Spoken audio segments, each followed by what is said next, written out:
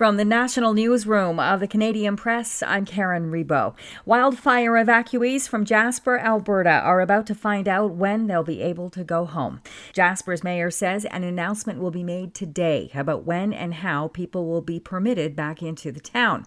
5,000 people were forced to evacuate the town and 20,000 visitors were ordered out of Jasper National Park last month due to wildfires, which destroyed one-third of the buildings in the town proper.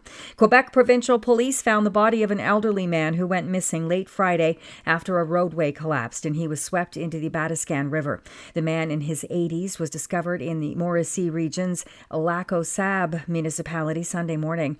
That was 2 days after post-tropical storm Debby drenched southern Quebec, washing out roads, flooding basements, and knocking out power to over 500,000 homes and businesses.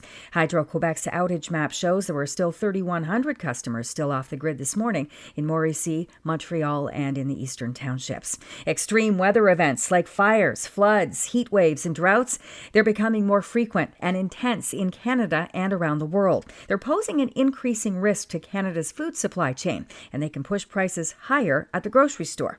Tyler McCann at the Canadian Agri-Food Policy Institute says extreme weather in other parts of the world can also affect Canadian farmers.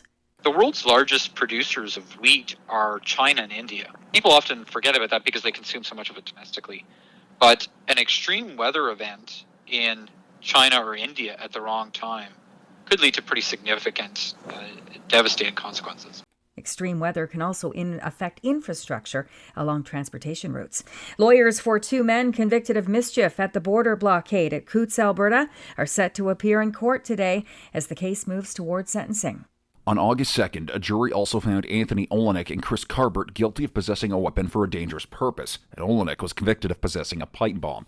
They were acquitted of the more serious charge of conspiring to murder police officers. RCMP found a cache of weapons, ammunition, and body armor near the blockade at the Canada-U.S. border crossing in 2022, the intention of which was to protest COVID-19 rules and mandates.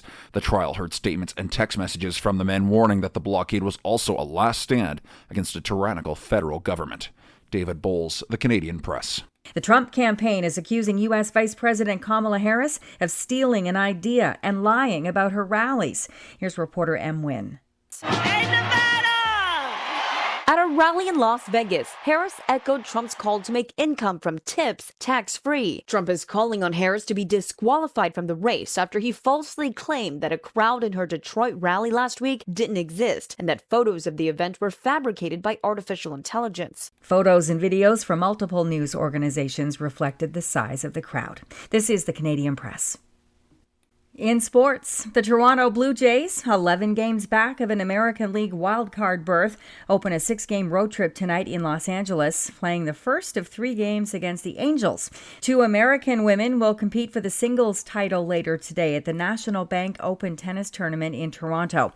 Defending champ Jessica Pegula will meet Amanda Anisimova in the final, and Ottawa's Gabriela Dabrowski and New Zealand's Erin Routliffe will play Americans Carolyn Dolehide and Desiree Kravchuk in the women's doubles final. And in Montreal, on the men's side, Andrei Rublev of Russia and Australian Alexei Popirin will meet in tonight's men's singles final. The Edmonton Elks won their second straight CFL game, blitzing the BC Lions 33-16 yesterday, and Paris has closed out 2.5 extraordinary weeks of Olympic sports and emotion with a star-studded show in France's National Stadium. From the Canadian Press, I'm Karen Rebo. Thanks for listening. Don't forget to follow and subscribe. For more of today's top stories, visit thecanadianpressnews.ca.